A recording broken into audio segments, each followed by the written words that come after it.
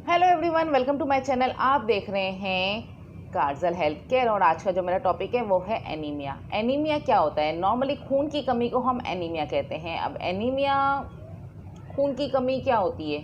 देखिए, हमारे ब्लड में 3 तरह के सेल्स होते हैं। एक होता है डब्ल्यूबीसी, एक होता है आरबीसी और एक होता है platelets. WBC white blood cell का काम होता है इन्फेक्शन से बचाना। प्लेटलेट्स का काम होता है ब्लड क्लॉटिंग। अगर हमें कहीं पे भी चोट लग जाएगी और हम उसको थोड़ा सा प्रेस करते हैं तो हमारा खून स्टॉप हो जाता है, ठीक है। लेकिन अगर हमारे अंदर प्लेटलेट्स की कमी होगी तो वो ब्लड स्टॉप नहीं होगा बल्कि वो बहता चला जाएगा। कुछ ऐसी कंडीशन है जिसमें प्लेटलेट्स कम हो जाते हैं, जिससे ब्लीडिंग के चांसेस ज़्यादा होते हैं, ठीक है। तो ये प्लेटलेट्स का काम होता है। तीसरा है आरबीसीज। आरबीसीज यानी रेड ब्लड सेल का काम होता है हमारी पूरी बॉडी को ऑक्सीजन सप्लाई करना। तो अगर हमारी बॉडी में आरबीसीज कम हो जाएंगे तो ऑक्सीजन की सप्लाई पूरी बॉडी में प्रॉपरली नहीं हो सकेगी, ठीक है। ये सबसे इम्पोर्टेंट काम होता है। आरबीसीज हमारे ब्लड में सर्कुलेट करते हैं, हमारे लंग्स से ऑक्सीजन लेते हैं और वो पूरी बॉडी को सप्लाई कर रहे होते हैं, ठीक है। ये मेनली इसका फंक्शन होता है। अब एनीमिया की कितनी टाइप्स है? एनीमिया की मेनली 3 टाइप्स हैं। एक होता है नॉर्मोसाइटिक, एक होता है मैक्रोसाइटिक और एक होता है माइक्रोसाइटिक। नॉर्मोसाइटिक का मतलब है कि आरबीसीज का साइज नॉर्मल है, ठीक है। ये कब होता है? ये हेमोलाइटिक एनीमिया में होता है, एप्लास्टिक एनीमिया में होता है। ये एनीमिया की टाइप्स है जिसको मैं अभी फर्दर डिस्कस नहीं कर रही हूँ, ठीक है। दूसरा मैक्रोसाइटिक, जिसमें आरबीसीज का साइज अपने नॉर्मल साइज से बड़ा हो जाता है। वो विटामिन B12 की कमी हो और फोलेट की कमी हो, जिसमें ये होता है मैक्रोसाइटिक एनीमिया, ठीक है। थर्ड है माइक्रोसाइटिक। माइक्रोसाइटिक यानी कि आरबीसीज का साइज़ छोटा हो गया है नॉर्मल से, ठीक है। और वो किस वजह से होता, किस कंडीशंस में होता है? वो आयरन डेफिशिएंसी एनीमिया में होता है, थैलेसीमिया में होता है, या कोई क्रॉनिक डिजीज़ हो तो होता है ये माइक्रोसाइटिक एनीमिया। ये इसकी मेन 3 टाइप्स है। अब हम बात करेंगे इसके कॉजेज़ की। इसके कॉजेज़ क्या क्या हैं? कॉजेज़ यानी कि सप्लाई कम है आरबीसीज की, ये पहला कॉज है। दूसरा है डिमांड ज़्यादा है और तीसरा है लॉस है, ठीक है। अब इस तीनों चीज़ों को मैं फर्दर आपको समझा देती हूँ। डिक्रीज सप्लाई, डिक्रीज सप्लाई का मतलब है न्यूट्रिशन की कमी है। हम प्रॉपरली डाइट नहीं ले रहे, प्रॉपरली आयरन रिच डाइट नहीं ले रहे, जिसकी वजह से आरबीसीज प्रॉपरली बन नहीं रहे, क्योंकि उनको आयरन इतना मिल नहीं रहा कि सही से अमाउंट में आरबीसीज बन सके, ठीक है। एक और चीज़ मैं आपको बता दूं, आरबीसीज की एक लाइफ स्पैन होती है। आरबीसीज का लाइफ होती है 120 डेज़। हर 120 डेज़ में हमारे आरबीसीज डेथ हो जाते हैं और न्यू आरबीसीज बन रहे होते हैं। तो ये कंटिन्यूस प्रोसेस हमारी बॉडी में चल रहा होता है, इसीलिए हमें कंटिन्यू आयरन की रिक्वायरमेंट रहती है, ठीक है। अच्छा, डिक्रीज सप्लाई यानी न्यूट्रिशनल डेफिशिएंसी है या मेल ऑब्जॉर्प्शन है। न्यूट्रिशनल डेफिशिएंसी में प्रीमेच्योरिटी है या आपकी डाइट अच्छी नहीं है, जंक फूड की तरफ आप ज़्यादा हो, आयरन रिच हेल्दी फूड नहीं ले रहे हो।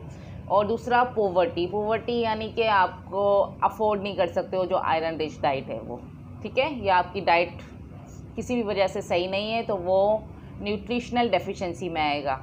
इसके बाद आ जाता है मेल एब्जॉर्प्शन। ये भी डिक्रीज सप्लाई में होता है। मेल एब्जॉर्प्शन का मतलब है कि आप आयरन फूड ले तो रहे हो लेकिन वो आपकी बॉडी में जाके एब्जॉर्ब नहीं हो रहा, क्योंकि अगर वो आपकी बॉडी में आपके स्टमक से सही से एब्जॉर्ब नहीं होगा तो वो आपकी बॉडी को कोई फ़ायदा नहीं दे सकता। वो किस किस कंडीशन में होता है? वो होता है सीलियक डिजीज़, एक डिजीज़ है इंटेस्टाइन की।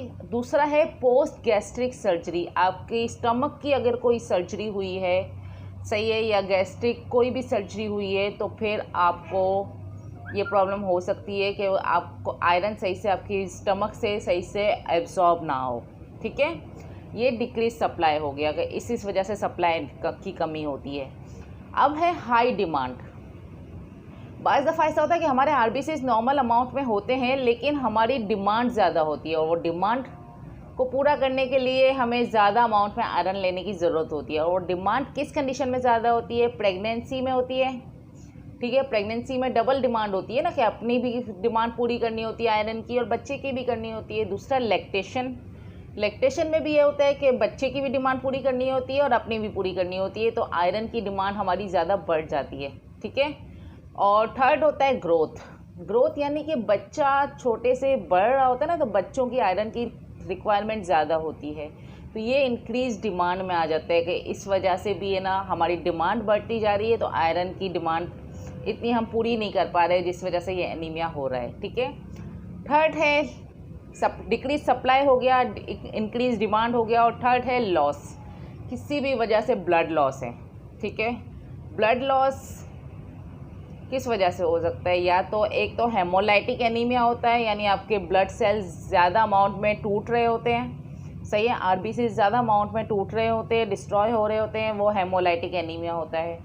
ठीक है, इस वजह से भी आयरन की ये आरबीसीज की कमी हो जाती है, एनीमिया होता है। दूसरा है आपको कोई कैंसर होगा या फिर कोई हुक वॉर्म्स होंगे, स्टमक में वॉर्म्स होते हैं, जिस वजह से भी आयरन की कमी हो जाती है और आरबीसीज की कमी हो जाती है और एनीमिया होता है।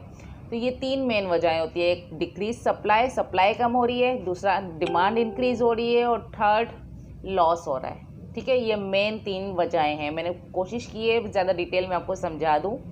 ठीक है, अब बात करेंगे सिम्टम्स की। एनीमिया के सिम्टम्स क्या क्या होते हैं। एनीमिया अगर आपको होगा, आप में खून की कमी होगी, यानी आरबीसीज की कमी होगी, तो क्या होगा, आप हर वक्त थके थके से रहोगे, हाँ, कभी भी फ्रेश नहीं फील करोगे, हर वक्त आपको थकावट होगी। ठीक है, दूसरा इरेगुलर हार्ट बीट होगी, आपकी हार्ट रेट फास्ट होगी। ठीक है, आपको ब्लड सप्लाई सही नहीं मिलेगा, आपका ब्लड हार्ट जल्दी जल्दी पंप करेगा उसको ब्लड को लेने के लिए, और आपकी हार्ट बीट इरेगुलर होगी। ठीक है, वीकनेस आपको बहुत ज़्यादा फील होगी, हर वक्त नींद आएगी। ठीक है, शॉर्टनेस ऑफ ब्रीथ, आप थोड़ा सा भी चलोगे, थोड़ा सा भी सीढ़ियाँ चढ़ोगे, आपको सांस फूलेगा, ये इसके साइंस होते हैं। ठीक है, बाज़ लोगों को चेस्ट पेन हो सकता है इस वजह से, क्योंकि हार्ट जल्दी जल्दी पंप कर रहा है ना, जिसकी वजह से चेस्ट पेन भी हो सकता है। आपके हैंड्स और फीट्स बिल्कुल ठंडे होंगे, कोल्ड होंगे। ठीक है, इसके अलावा क्या होता है, कलर आपका पेल होगा। एक नॉर्मल एनीमिक पर्सन और नॉर्मल पर्सन में डिफरेंस ये होता है कि आप ज़्यादा हंसोगे, कुछ भी होगा, आपके फेस पे बिल्कुल रेडनेस आ जाती है, वो यानी आपका आरबीसीज का लेवल बिल्कुल सही है। लेकिन कुछ लोग बिल्कुल पेल होते हैं, पीले पीले से दिख रहे होते हैं। ठीक है, उनके नेल्स भी आप इस तरह से करोगे पिंक नहीं दिखेंगे, आपको पीले दिखेंगे, वो इससे आपको पता चलेगा ये बंदा एनीमिक है। ठीक है, पेल होगा, हेडेक होगा, हेडेक बहुत ज़्यादा होता है इसमें। इसके अलावा फोकसिंग में डिफ़िकल्टी होगी, अगर बच्चों में या बड़ों में जिसमें भी होती है ये प्रॉब्लम, उसको फोकस करने में प्रॉब्लम होती है। आप उसको पढ़ाई के लिए बिठाओ ना, वो एक जगह कंसंट्रेट नहीं कर पाता ज़्यादा। तो ये सारे साइंस होते हैं एनीमिया के। ठीक है, अब हमें करना क्या है, पहले तो हमें इस तरह के कोई भी साइंस दिखते हैं ना, तो सबसे पहले हमें डॉक्टर से कंसल्ट करना है। डॉक्टर हमारा ब्लड टेस्ट करवा सकता है, नॉर्मली सीबीसी करवाया जाता है इसके लिए, और इसके बाद वो हमें सप्लीमेंट्स सजेस्ट करता है। सप्लीमेंट्स बहुत तरह के आते हैं, टैबलेट्स भी आती हैं, सिरप्स भी आते हैं। ठीक है, अगर आपके में बहुत ज़्यादा कमी है तो आपको इंजेक्शन्स भी लग सकते हैं, और अगर इससे भी ज़्यादा कमी है तो ब्लड ट्रांसफ्यूजन होता है। ये सारी चीज़ें होती हैं। तो सबसे पहले सप्लीमेंट्स की बात करेंगे। सप्लीमेंट्स अगर डॉक्टर आपको सजेस्ट करता है तो वो आप ज़रूर लोगे, रेगुलर बेसिस पे लोगे। लेकिन सप्लीमेंट्स को कभी भी खाने के साथ नहीं लिया जाता, हमेशा खाली पेट खाने से 1 घंटा पहले आप लो, ताकि वो अच्छे से बॉडी में एब्जॉर्ब हो सके। ठीक है, ये पहली चीज़ है। दूसरा ये है कि अगर आप लिक्विड फॉर्म में ले रहे हो आयरन, कुछ लोग होते हैं टैबलेट नहीं खा पाते, वो लिक्विड सिरप लेते हैं, या बच्चे हो गए, बच्चे सिरप्स लेते हैं, तो उसको नॉर्मली कोशिश करनी चाहिए कि चम्मच से आप ना दो, बल्कि स्ट्रॉ से लो। रीज़न, क्योंकि आयरन अगर आप चम्मच से लोगे वो आपके दांतों पे इफेक्ट करता है, दांतों का कलर चेंज हो जाता है। ठीक है, दांत पीले पीले से काले काले से लगने लगते हैं, क्योंकि वो आयरन कलर होता है ना, वो उसमें दांतों में जाकर बैठ जाता है, तीत के लिए प्रॉब्लम हो सकती है। इसलिए स्ट्रॉ से लेते हैं ताकि वो डायरेक्टली स्टमक में जाए। ठीक है, ये रीज़न होता है। और इसके अलावा हम बात करेंगे कि हमें क्या करना चाहिए। आयरन जब भी आप ले रहे हो उसके साथ विटामिन सी ज़रूर लेना है। विटामिन सी की कोई भी डाइट ले लो, कोई फ्रूट ले लो, जैसे ऑरेंजेस बहुत अच्छे आए हुए, ऑरेंज साथ में ले सकते हो। अगर ऑरेंजेस नहीं लेना है तो फिर आप विटामिन सी सप्लीमेंट्स भी साथ में ले सकते हो। विटामिन सी आयरन को बहुत अच्छे से एब्जॉर्ब करता है। ठीक है, इसके बाद हम बात करेंगे vitamin C rich diets, iron rich diets कौन कौन सी होती है। आयरन सबसे ज़्यादा मीट में होता है, रेड मीट, लिवर, इस तरह की चीज़ों में बहुत ज़्यादा होता है। ठीक है, तो आपको ये अच्छे अमाउंट में लेना है। हफ्ते में 1 से 2 दफ़ा तो आपको ज़रूर मीट लेना चाहिए। अगर आप वेजिटेरियन हो, मीट नहीं ले रहे हो, तो आपको ग्रीन लीफी वेजिटेबल्स जितनी भी होती है वो अच्छे अमाउंट में आपको लेनी चाहिए। ठीक है, ग्रीन लीफी वेजिटेबल्स में आयरन अच्छी अमाउंट में होता है, लेकिन ग्रीन लीफी वेजिटेबल्स का मतलब ये नहीं होता कि हम उसको इतना पका दें कि उसका पूरा आयरन ख़त्म हो जाए। उसको हल्का सा स्टिर फ्राई करके भी हम खा सकते हैं। ठीक है, तो ये था मेरा आज का टॉपिक। आई होप आपके लिए अच्छा रहा होगा। अगर आपको इससे कोई भी फ़ायदा लगे, आपको अच्छा लगे, तो आप इसको लाइक और शेयर कर देना और मुझे बताना आप और किस टॉपिक पे वीडियो देखना चाहते हो। तो चलें, आज की वीडियो को मैं ख़त्म करती हूँ। मैं फिर मिलूँगी आपसे न्यू वीडियो के साथ। जब तक के लिए अल्लाह हाफिज़, बाय बाय।